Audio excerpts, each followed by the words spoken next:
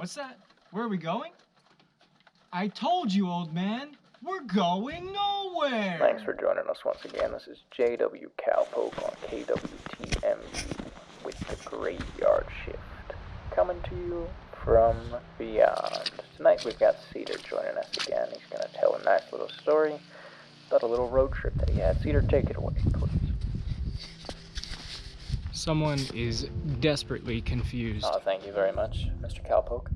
So this story is basically just about a road trip that I took earlier this year. It was nice and cold. Basically, I covered most of western Utah. I started out by exploring Bryce and Zion National Parks because I had never been to either of them before. Took lots of photos that I think turned out quite well. We've got Cedar City in southwestern Utah and Salt Lake City in northern northwestern Utah.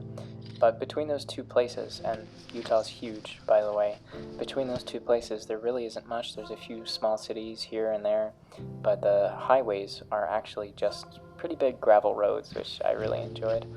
So here you can see me inside Fairyland in Bryce Canyon National Park, just kind of hanging out. Saw lots of cool stuff, lots of writing, some mudslides. And I had to put some crampons on to hike around. Here I'm with a bristlecone pine, which is a special type of pine tree that I've never seen before this, but it only grows at high altitudes. I was very excited to see it.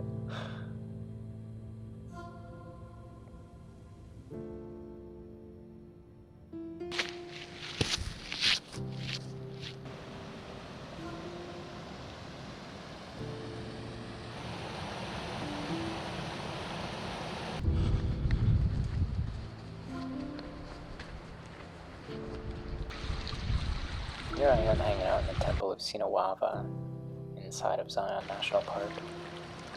Got some wonderful hanging gardens with mineral deposits coming out of the wall, going underneath these trails.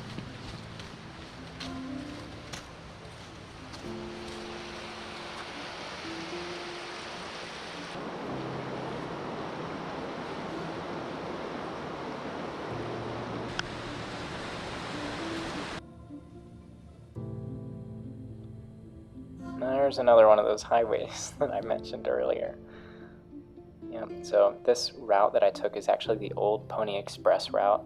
It's called the old 6 and 50. There's the modern 6 and 50 highway, which is paved. It's an oil road, so that'll take you into Great Basin National Park. But before that, there was just the old 6 and 50, which you can still drive today. It's all gravel, and a part of it connects to the old Pony Express, the original mountain route, or mail route inside the U.S. I stopped by to go climbing with some friends here, with my friends Josh and Edward.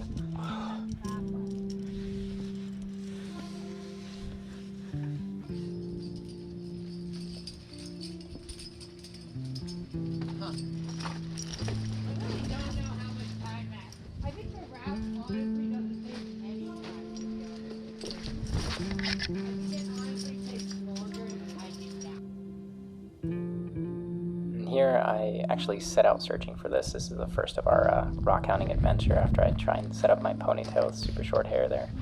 I worked with ice pick, or a ice axe, for a little while there, and I basically just found this giant obsidian bed with both mahogany, regular, and snowflake obsidian, which is super exciting for me. So this is where the rockhounding really started. I collected a bunch of specimens to give out to people as gifts and to take home with me, and to nap into projectile points, which is super fun. Also found a weird blue rock out there. I'd never seen one like that before, except on the side of the highway. As far as highways go, these were definitely the cleanest I've ever seen, except the signs were all shut up and I couldn't tell where I was going most of the time.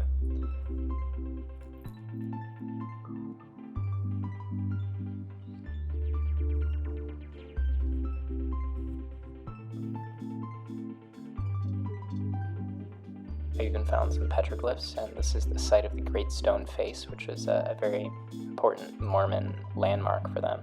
If you look closely at that rock, you might see a face. I had some trouble seeing it as well, so don't feel bad if you can't see it. But just look how remote this space is. Nice shot. I remember taking that. I was very proud of that when I took that shot. And zooming back down on my CRV, bongo. Here I am in western Utah again. This is at a geode bed, so the BLM actually will help support this. They put some signage out there. But basically what I'm doing is I'm digging for geodes, which is a special type of rock that you crack open, and then there's a hollow space inside that usually contains some crystals. And if you want to see me opening all these geodes, you can go check out the 100th subscriber special where my partner Cambry and I actually open up all the geodes that I found in this video, except we do it on the back of a paddleboard in the Colorado River as we're going down rapids in high winds during the Pack Creek fire. That was a mouthful, but it was very cool. I also really appreciated a dog that kept hanging around me. I don't know what he was doing way out there in the middle of nowhere, but I enjoyed the company. This is kind of an example of how hard the earth was, even though it was loose sand and gravel. I mean, it was tough work digging through all this.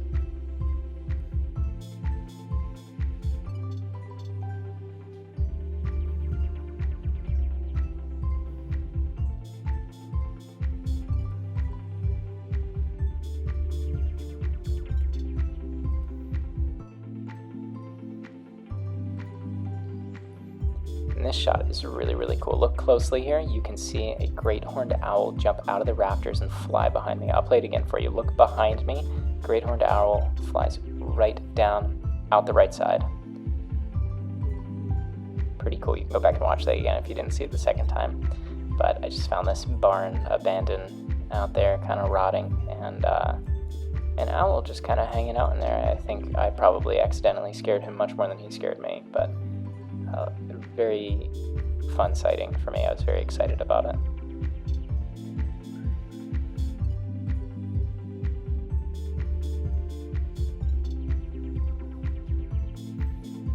This was another super exciting stop for me. This is a bunch of hot springs. Check out all the different wild colors produced by the mineral deposits. These were built by the wives of a bunch of the miners, the original miners who were out here, and they would charge the men to sit in them and soak after a hard day's work, and then they would also bring them meals and other services while they were inside the hot tubs. But just look at those wild colors.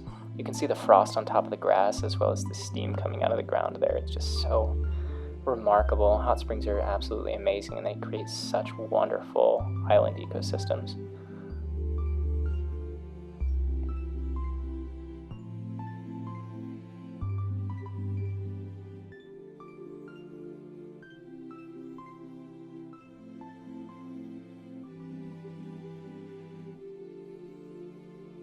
This is another section of the old 6 and 50 highway. This is just a section that I thought was particularly beautiful, so I wanted to toss it in the video there. But after World War II, there's a story of a veteran who came out here, and the government actually supplied him with tools to help stranded travelers out there. We'll get back to that in a second, though. This is Fort Deseret. This is a stronghold that the Mormons created to help fight off the indigenous peoples in the area, because they had quite a violent history with one another.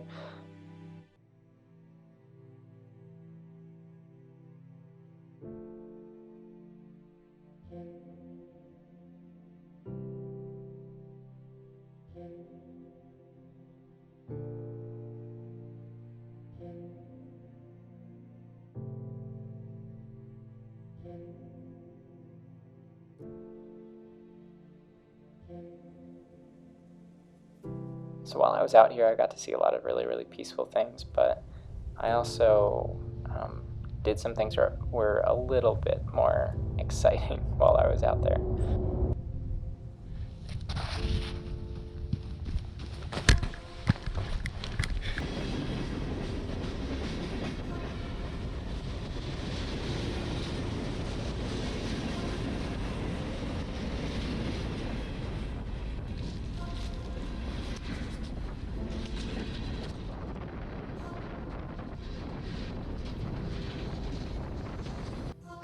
I'm in the Tool Valley now, and I just found this old wreck. These were really great.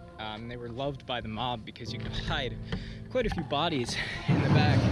Oh! Cal! You little bastard! Where did you get that hat? Let's go. Oh, sorry. I still don't know where he got that from. So that gentleman I was telling you about after World War II who would stay and repair people who got flat tires and had engine troubles, this was the shack that he built himself in indigenous style with a wood stove. That's my style. There's so much cool stuff in there. There's lots of letters and notes that people had left behind. It was very clear that many people had hung out there in the past.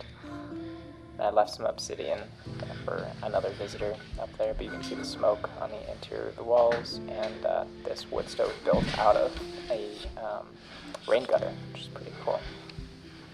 Or a culvert, some might call it.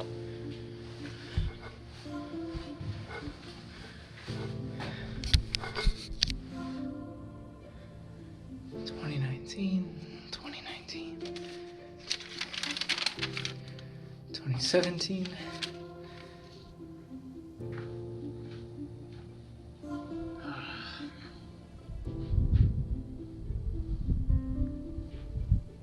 Hey, handsome fella. Morning. I also stopped to mine for a little bit of topaz inside these rocks, but I actually ended up finding more just hanging around in the parking lot that it found its way out of people's pockets. Pretty fun. That was one of my last stops along the trip. This was one of the final stops as well. This is probably the most amazing thing that I found out here. A sinkhole. That's a sinkhole, folks. Look how huge that is. Just a massive gaping hole in the middle of the ground. It looked to me like it was about 200 feet deep, and I just had to keep circling it and look at it from every angle. And at one point I saw a little bit of what looked like wood at the bottom of it. And so I pretty quickly realized that I needed to get a closer look at that. Obviously, I wasn't going to lower myself down there without a support system up top. Nobody even knew that I was really there. But I ended up sending my drone down. That's Simone the drone. You know Max from some other videos. Simone and his drone are siblings, and Max's drone's name is Tyrone. So you caught a glimpse of it right there, but as I go a little bit lower here, I start to lose satellite service. So I'm basing off of just the connection between the controller and the drone. So there's no stabilizers there, so it's completely manual controls here. And that means that service can get cut off. But check that out right in the middle of the screen right now. There's a ladder hanging out down there. I went into the nearest town and I asked about that, and I eventually met a man who wore a trilobite mask, and he told me that his friend fell down there a couple years ago and they built this giant ladder and lowered it to pull him out. I don't know why they didn't use ropes and climbing gear. That ladder looks pretty old. That looks like a pretty antiquated ladder design to me, but still quite an interesting story.